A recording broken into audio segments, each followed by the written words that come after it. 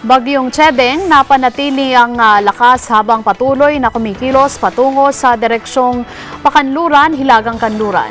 Sa kabila nito ay nagbabala ang pag-asa na namamalagi ang banta ng storm surge o daluyong ng dagat sa mga coastal communities sa eastern part ng bansa. Kumuha tayo ng update sa ikinikilos ng Typhoon Chedeng mula kay Ailey Milio live mula sa Pag-asa Weather Forecasting Center. Ailey?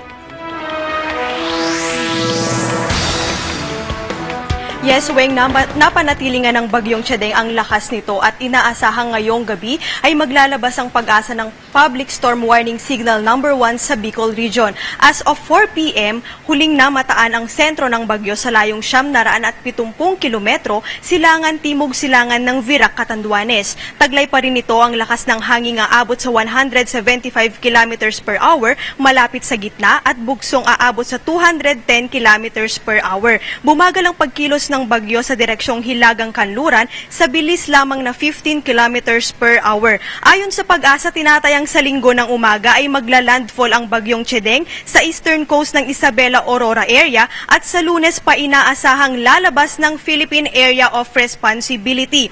At para sa iba pang detalye, makakasama natin ng live si Ginoong June Galang ng Pag-asa Weather Forecasting Center. Magandang gabi po, Sir June. Sir, ano po ba yung mararanasan natin, lalo na po dun sa mga lugar na daraanan po ng bagyo?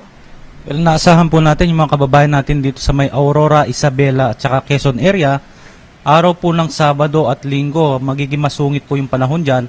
Kaya pinapayuhan po natin yung mga kababayan natin doon na lahat ng outdoor activities nila mula Sabado, kung maaari po, i-postpone na po sana nila. Lalo na yung mga outdoor activities dito along the beaches coast ng Eastern Luzon.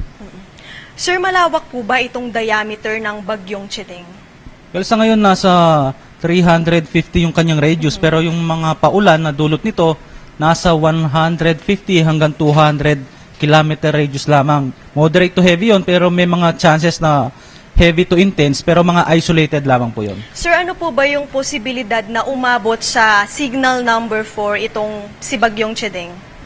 Well, sa ngayon, hindi natin naalis yung possibility na ganun, pero nakikita natin na habang papalapit ito dito sa eastern seaboard ng Luzon, mas lalo pa po itong hihina, pero wag pong ipagwalang bahala ng mga kababayan natin doon na tuluyan pa rin po silang maghanda sa paparating na bagyo. Sir, dito po sa Metro Manila, may posibilidad din po ba na itaas po yung warning signal at kailan po natin mararamdaman po yung mga pag-ulan at bugsong dala nga po nitong si Bagyong Chedeng? Kung magtutuloy-tuloy po sa direksyon na pa west-northwest, mararamdaman po natin ang epekto ng Bagyong si Chedeng araw po ng Sabado ng gabi hanggang buong araw ng Linggo.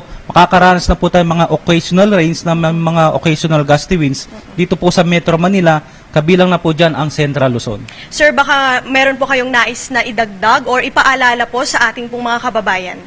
Well, sa mga kababayan po natin, manatili po nakaantabay sa mga update na nilalabas ng Pag-asa at pinapayuhan po natin yung mga kababayan natin na kapag naglabas tayo ng public storm warning signal mamayang gabi dito sa Bicol provinces, maaari maapektuhan po yung mga bumabiyahe via Roro dito po sa mga nabanggit na lugar, kaya konting pasensya lamang po. Maraming salamat po, Sir June Galang. At samantala, gaya nga ng paulit-ulit na paalala sa publiko, mainam na sundin itong paalala ng mga otoridad at laging maging handa, alerto at mag-ingat upang maging ligtas sa kalamidad. At yan muna ang latest mula pa rin dito sa Pag-asa. Balik sa inyo, Weng. Maraming salamat kay Ailey Milio, nag-uulat ng live mula sa Pag-asa Weather Forecasting Center.